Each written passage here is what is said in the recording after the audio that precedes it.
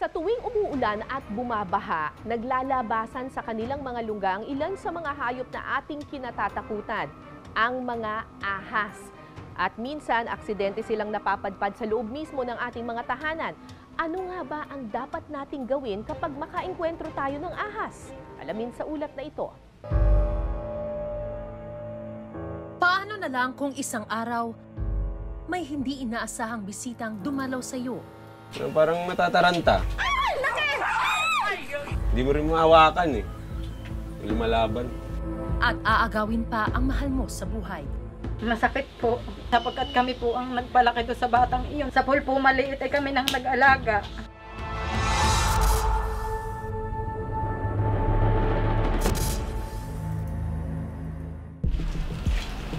Sa Pasay City kung saan bantay sarado ng CCTV ang bawat eskinita, may masusi raw silang binabantayan. Madalas daw kasi itong sumisingit sa mga sulok. Isa na rito ang bahay ni Francisco. Dito po. Masok po siya rito. Tapos bumalik. Sumuot po siya sa silong. Kaya po nakatagos po rin siya sa kabila. Dito po siya pumasok sa silong ng bahay. Dalian mo na! Hanggang isang araw, naaktuhan ang kanyang pagdating. Papa, kapatukan ka pa! Payon!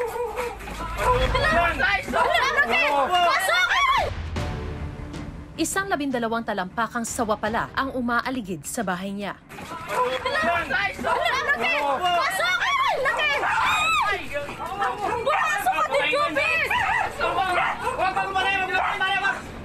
Dito po siya nanggaling. Parang galing sa taas kasi dito yung bibi ko noon eh. Mga pato. Nakakulong siya dyan kasi mataas yung tubig. Kaya linagay po namin sa taas. Hindi po mapakali kasi yung mga pato namin, hindi ko naman po napapansin kung may aso dyan talaga. Bigla lang bumaba rito, parang bumaba siya rito, parang lumundag. Pasok siya roon sa kulungan po. Diyan na po siya nagano. Tapos tumagos po siya roon, umikot doon sa kabila. Umikot doon sa kabilang bahay, yun po. Para mailigtas ng sawa ang sarili, sinubukan niyang magtago sa sulok ng mga bahay. Pero sa takot ng mga residente na siya ay makasakit, hindi sila tumigil hanggat siya'y mahuli. Dito po sa butas na to. Dito ko na nakita yung buntot na lang. Hinawakan ko na lang para hindi na siya makapasok sa loob kasi may mga bato doon sa loob, hindi na mahuli. Tulong-tulong na kami dito. Ilang tao na kami dito naghila, siguro mga 10 na. Ay, may matagal siguro mga 2 oras. Bumigay na rin siguro, nahirapan na yung sawa pag ano. Nung nahuli na namin dito, at saka linabas na rin namin doon sa labas. Sinako na rin namin. Sako na lang, kuya. Sako na lang. May kagat-kagat yun. Posible raw na sa ilog galing ang sawa at napadpad sa mga kabahayan para maghanap ng pagkain. Bali, itinawag ko po sa DNR para makuha po sana dito. Kaso dahil po madaling araw na noon, sabi po kinabukasan kukunin. Pero nung pagbaba ko po, patay na po yung sawa, kaya hindi na po nila pinuntahan. So parang nangyayari, si DNR NCR, yung mga field offices nila, yun na yung nagre-retrievals para sa buong NCR. I think siguro sa kanila nakatawag kasi wala namang report sa amin na may ganung case. I think they operate from 8 to 5 kasi, ma'am. Dito naman sa amin sa BNB, sa Rescue Center, we accept any turnover in wildlife 24/7. Meron kaming mga staff na stay in. So kung merong mga ganyan, madaling araw, pwede nyo dalhin directly dito sa opisina namin. Meron pong mag-receive. Walang kamandag ang sawa, pero kaya nitong manlingkis ng kanyang biktima hanggang sa mauwi ito sa kamatayan.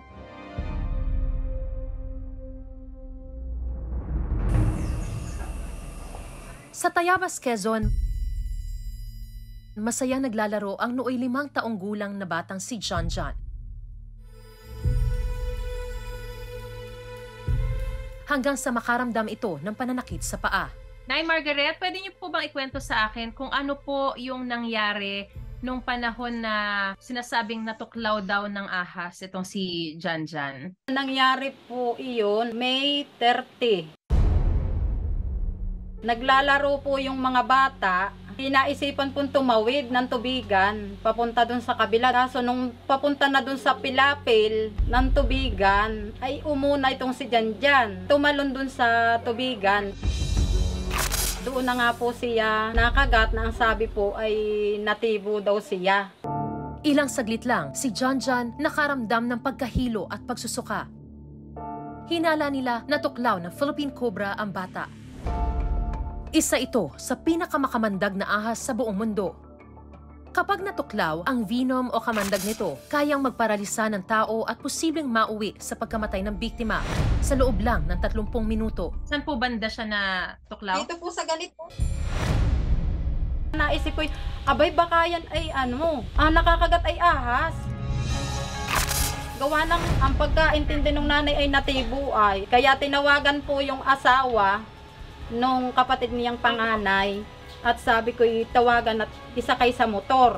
Dito po ay pag may nakakagat ng ahas, ay una pong dinadala muna ay dun sa, nagbibigay po ba ng para pong first aid. Agad naman dinala sa ospital si Janjan ng kanyang ina.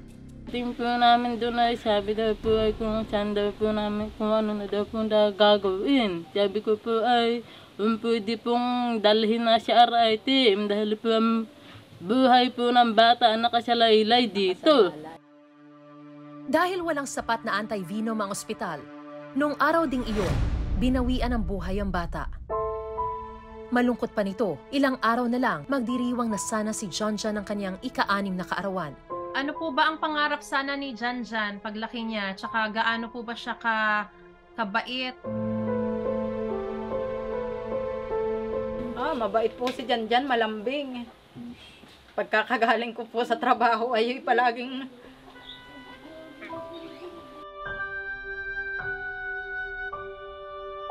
nakakalong sa akin, naglalambing. Hindi naman nila sinisisi ang ahas sa pagkamatay ng anak.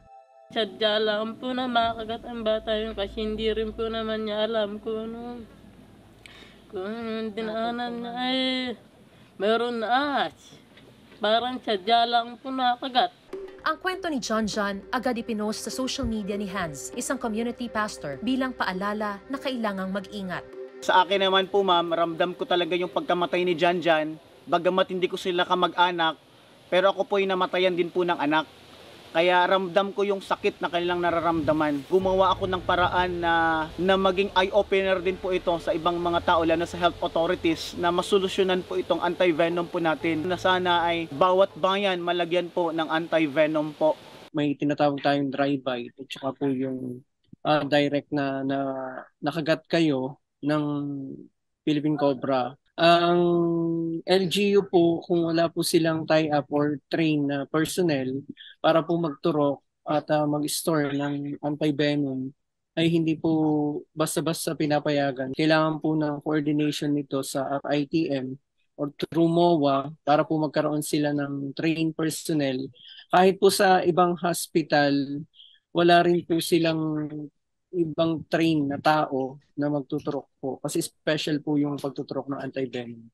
So yun po yung nakikita kong dahilan or sanhi kung bakit wala pong anti-venom tayo dito po sa parte ng Tayabas po. Ang una-una pong gagawin natin, hayaan lang po natin, huwag tayong magpasip-sip or hiwain. Stay put lang po tayo. Then punta po tayo sa LGU na pinakamalapit. Hingi tayo ng tulong dun sa kanilang maaaring magdala sa RITM para po maisugod agad. Ang kwento ni Janjan hindi nag-iisa sa Quezon.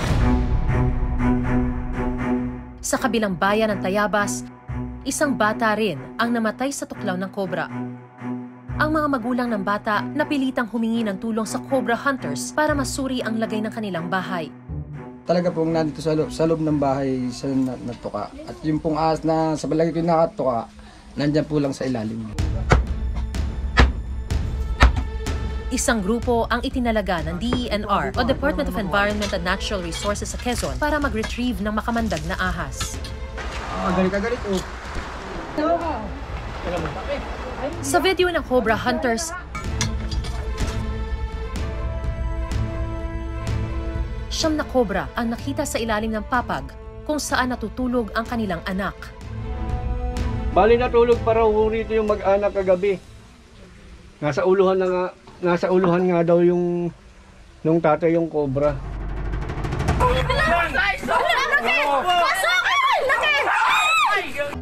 Pero sa totoo lang, hindi naman daw sadyang pumupunta ang mga ahas gaya ng sawa at cobra sa mga kabahayan para manakit.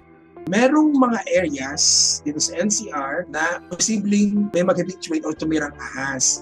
If maganda yung environmental factors din sa area, undisturbed yung lugar at may potential source ng food, pwedeng mag-thrive or may manirahang ahas. Sa pang nangyayari, di ba tag-ulan ngayon? So madaming ahas na nadi-displace. Tapos ngayon po tag-ulan, tandaan po natin, pisaan na po. So kung meron po mga ahas na nangitlog din sa area nyo, nag-disperse na po yung mga bagong pisa nila. So yun yung pathway na nakikita namin, yung mga creeks, rivers, mga kanal. So pag nadaan din yung, dapat pa din yung ahas, nakakapunta sila sa mga kabahayan natin.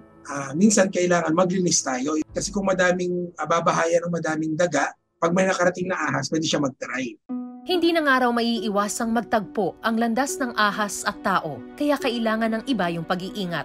Tumawag kagad sa DNR, yung nearest po na office na meron sa area nyo. Kung meron pong marunong manghuli, hulihin po yung ahas. Pero tandaan po natin kung hulihin natin yung any wildlife, dapat po hindi sila masasaktan. Safety po ng ahas, at syempre safety po natin. Kung naman po nakita niyo yung ahas na nasa isang lugar at di siya gumagalaw, itawag niyo lang po kagad sa pinakamalapit sa DNR office para po ma-actionan. Kaya huwag niyo lang ipoprovoke o tutusukin o istorbohin. Tandaan po natin, malalabo po yung mata ng mga ahas. May unwanted visitors man gaya ng ahas at sawa. Maaaring mayroon din silang mensahe na gustong sabihin na lahat ng nilalang, tao man o hayop, may natatanging puwang dito sa mundong ating ginagalawan. Pangangalaga sa kalikasan at pansariling pag-iingat ang kailangan para maiwasan ang ganitong mga insidenteng maaaring mauwi sa kamatayan.